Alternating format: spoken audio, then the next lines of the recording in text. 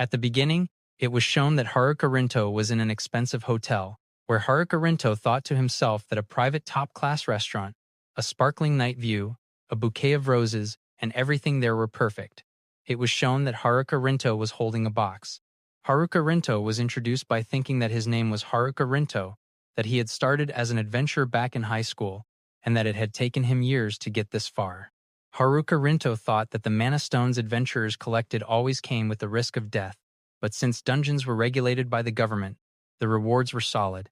Haruka Rinto thought that he had made a fortune, and that ever since he met Kaori, he had worked even harder to earn more because he did not want Kaori to struggle in the future. Haruka Rinto thought that Kaori always supported him no matter what, that when he defeated his first-tier monster, Kaori cheered like it was her own victory, that he even learned investing, and that he finally saved up enough. Haruka Rinto thought that it was now time for all the hard work to pay off, that he wanted to return from adventuring, and that he wanted to live a quiet life with Kaori, which was just a simple dream. Kaori then entered the restaurant while Haruka Rinto continued thinking that he was now going to propose to Kaori. Haruka Rinto felt really glad that Kaori came there and wanted Kaori to have a seat. Kaori thought that the place was lovely. Haruka Rinto thought that he had picked out the best places he could find just for that day. Kaori thought that Haruka Rinto would not call her to a place like that unless something was happening and wondered if it was a proposal. Haruka Rinto thought that the timing was kind of weird, but he just wanted to say it. Suddenly, Kaori snapped and thought that Haruka Rinto should cut the joke already, because Kaori would never marry someone like Haruka Rinto. Haruka Rinto was in shock. Then Kaori said, "What's with that dumb face?" and thought that it was obvious, and Kaori wondered what kind of future Haruka Rinto thought he would have sticking with an unstable job like adventurers. Kaori thought that sure, Haruka Rinto spudged a bit that day, but their dates were always cheap and tacky, and Kaori honestly had been fed up for a long time. Haruka Rinto was still in shock, thinking of Kaori's name. Haruka Rinto then asked what Kaori was talking about and thought that Kaori had never said anything like that before, and that Kaori had even said the place was lovely earlier. Then someone suddenly came in between and said to stop right there, and that Haruka Rinto was a pushy guy, and that Haruka Rinto was the worst. The man thought that he was waiting outside for Kaori but got worried and decided to check in, and he addressed Kaori as Miss Kaori. Kaori said that the man was an elite officer at the Adventurers Guild and that, unlike Haruka Rinto, the man always took Kaori to nice places and that the man had already proposed. Haruka Rinto, in shock, thought about what a proposal meant. Then the other man said that Haruka Rinto was an adventurer and that, as a guild officer, he could not ignore someone with such a violent tendency holding a license, and he demanded Haruka Rinto show his adventurer's ID right there and right then, saying that he would cancel Haruka Rinto's registration himself. Haruka Rinto thought, what the hell was that? And thought to himself that he just wanted to quit the danger and live a quiet life with Kaori and wondered if he was the only one who wanted that. Haruka Rinto thought that there was just no way he could accept that, but he hated it and still wanted to respect Kaori's happiness. Haruka Rinto then took out his registration ID and gave it to the man, wondering if Kaori was okay with that. The man said that surprisingly, how cooperative Haruka Rinto was made it easier. Haruka Rinto thought that he was thinking of retiring anyway, and that he should just wipe everything clean. Then it was shown that the registration had been deleted. Kaori and the man went away, saying good luck out there and congratulating Haruka Rinto for being officially unemployed. Then Haruka Rinto started laughing while saying that Kaori dumped him and that everyone could go ahead and laugh at it.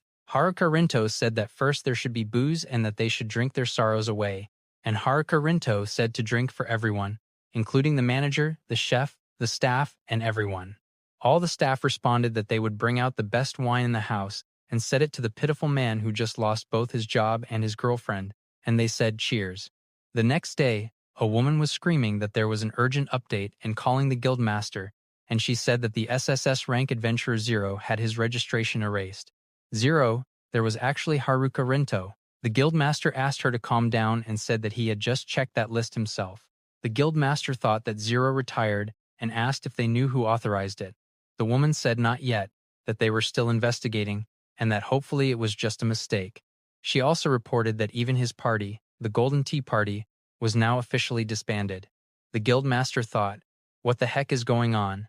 And wondered why it happened so suddenly. Haruka Rinto, in conclusion, seemed to have really quit being an adventurer. Then a meeting room was shown, and it was written there that it was an emergency golden tea party. Inside, a man was speaking and asked if anyone knew where Haruka was now. A girl said no one knew and that she should have exchanged contact info when she had the chance. Another girl said that the first girl was totally into Haruka and questioned why she didn't get his number. The first girl insisted that she wasn't into him or anything. The other girl called that boring. The first girl then said that seriously, now was not the time for the joke, and she thought, Rinto cummed, where are you right now? Then the scene shifted, and Haruka was shown in a park, sitting on a bench and saying that his head was pounding. Haruka thought that after that, he dragged the restaurant staff into the pity party and got blacked out drunk on the spot, and he thought what a mess it was. Haruka thought that first he should use a healing spell on the headache. But then, right there, Haruka thought about Kaori and said that actually he should forget it, because if he sobered up, he would remember too much. Haruka guessed that he would just eat some cup noodles and was thinking that when someone interrupted him and said that Onii-san over there should treat the person to a meal. Haruka then asked the girl what she meant, and the girl said that she skipped breakfast and that it was such a cute girl asking him. Haruka thought to himself what the situation was and who that girl was. The girl continued speaking and said to come on and treat her. Haruka said that it was not happening. The girl then said, stingy, much? And asked if Haruka was some laid-off salaryman or something sitting in a park that early and asked if he could not go home. Haruka snapped and said that he was not, and that the girl should not mooch off strangers in the park when she was skipping school, and that she should go to school. The girl said that she actually dropped out and that a lot happened, and she said that honestly she might die today or tomorrow, and that she just thought if someone remembered her even for a little bit, that was why she came over to talk. She laughed and said what was she even saying and guessed that Haruka was just easy to talk to, calling him Onii-san. Haruka thought to himself that the girl was saying some heavy stuff. Haruka then said that he tried to propose yesterday, but Kaori said she already had a fiancé and dumped him, and that they had been dating since high school too. The girl started laughing and said that Kaori cheated on Haruka and called it lame. The girl said that, as for her, her parents ditched her and disappeared somewhere, and before she knew it, they filed a school withdrawal for her. The girl said she was too embarrassed to tell her friends, that her parents even canceled the lease so she had nowhere to go, and that without a guardian's approval, she could not get a regular part-time job. She said that pretty much the only thing she could now do was become an adventurer, but she had never even fought before, so basically she might just end up as monster food by tomorrow. Haruka then looked at the girl and thought that now that he really looked, her face looked worn out. Haruka thought that she was acting cheerful, but her eyes were completely drained, and yet deep in her eyes there was still a spark because she had not given up on living. Then Haruka asked the girl if she wanted to eat that while holding the cup noodles in his hand. The girl said, "Ha," and said, "No way," and asked what Haruka was even saying, calling him Onii-san, and said that she was hungry, but she was not eating leftovers from some stranger. The girl said that Haruka was the one. Haruka said that she was the one who distracted him and that he had not even taken a break. Haruka then handed over the cup noodles to her. She then started eating and said that the noodles got all soggy, and that was but Haruka said that it was her fault for talking too much. But she continued eating while tears ran from her eyes. Haruka looked at her, and she said that it was gross, but somehow it really hit the spot, and she said that she did not want to die yet and did not want to be monster food. Haruka said that yeah, that was the spirit, and to just keep on living. Haruka said that S-class dungeons do not require a license and that they were not deadly, and he told her to start there and gain some experience as an adventurer, and he said that he would go with her. The girl said that Onii-san was hitting on her and that she did not sell her body. Haruka said no, and that he just did not want to feel guilty if she died, and that it was just his own selfish consciousness as a third-rate adventurer. The girl said that maybe she would take him up on that, and she said that she was Karen and that it was nice to meet him. Haruka said that he was Rinto and told her to come on and that they should go. Then they both left, and Haruka thought to himself that he had stopped caring about everything, but at that point he guessed he would look after that girl for a while.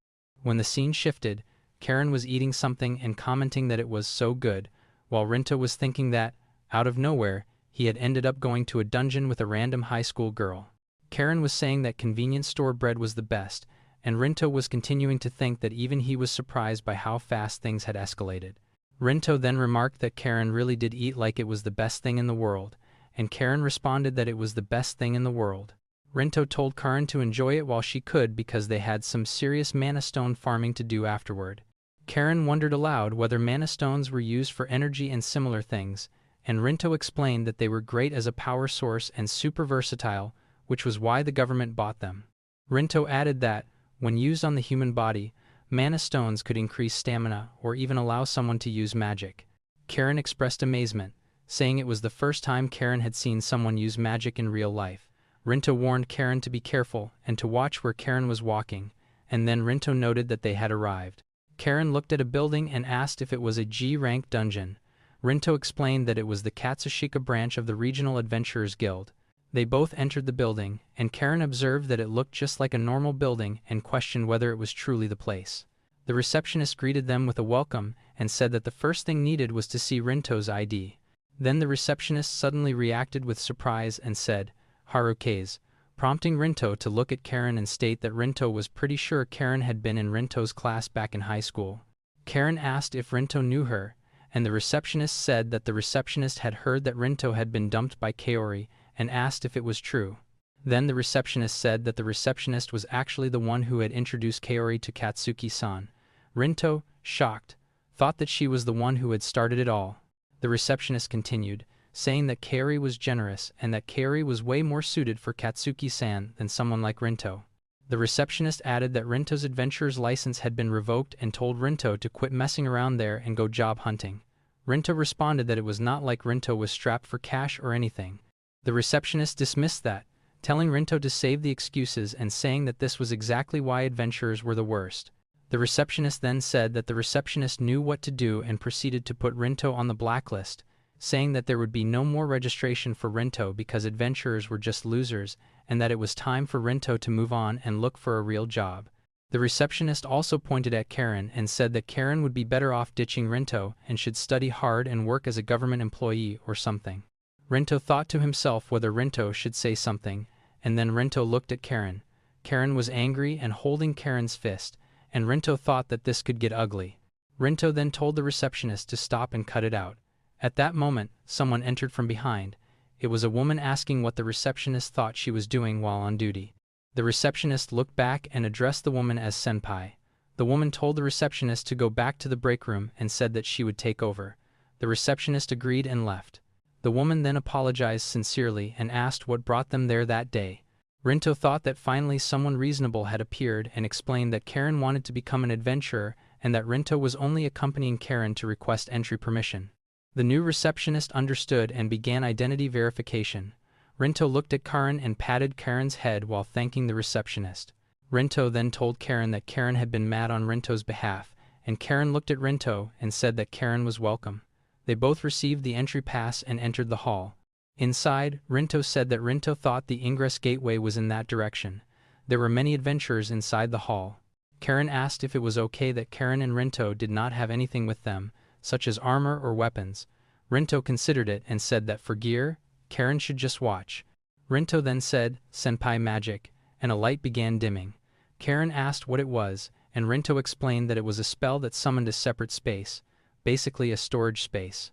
Rinto said that inside that space was Rinto's own gear and told Karen to go get changed in the fitting room, adding that Rinto would lend it to Karen.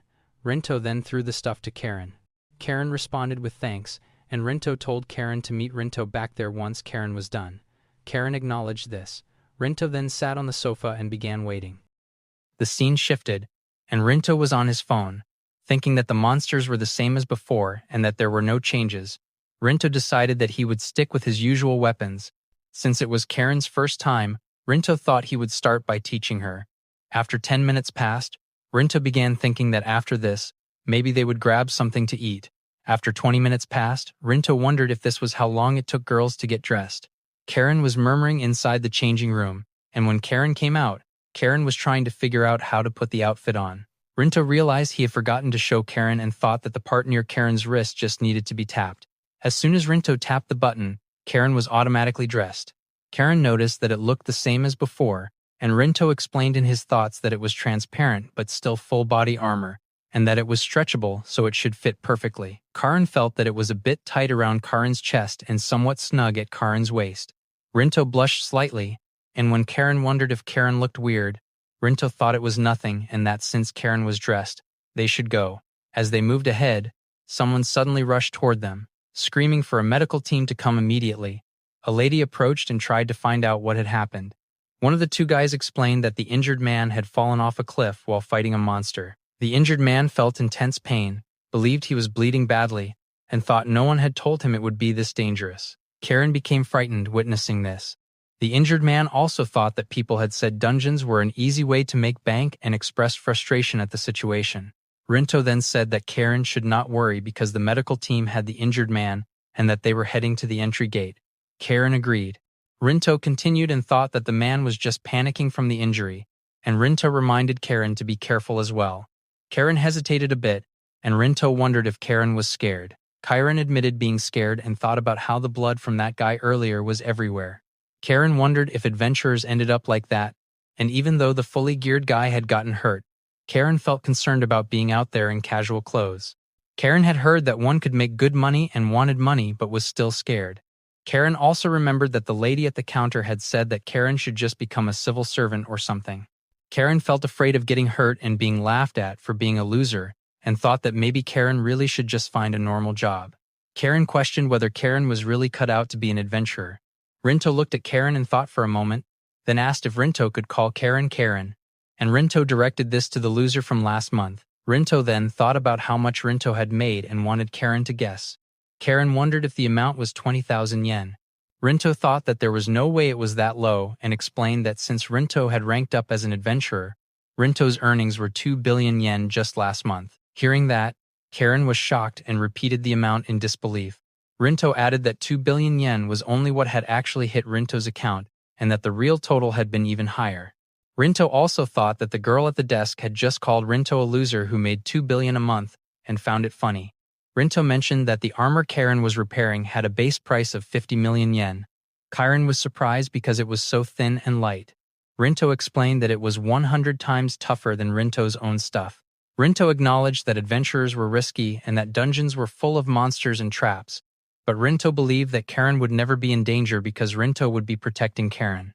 They then reached the entrance. Rinto thought that dungeons held endless potential and that they should go all in and aim for the top. They both entered the dungeon.